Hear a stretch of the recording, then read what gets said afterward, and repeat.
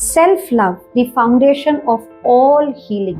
अगर आप खुद से प्यार नहीं करते हो तो हीलिंग आप कैसे एक्सपेक्ट कर सकते हो? Most of you want better health, better relationships and more abundance in your lives. Am I right? But if you are constantly going to be criticizing yourself, how is this going to happen?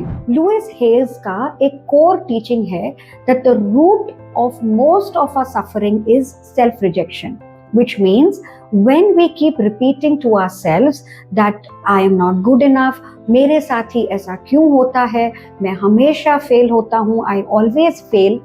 Remember, the body is listening and your cells are actually responding to your thoughts. So actually healing starts the moment you stop attacking yourself. Self-love is not a luxury, it is a biological medicine. When you approve of yourself, your nervous system relaxes, your stress hormones reduces, and your body starts shifting into a repair mode.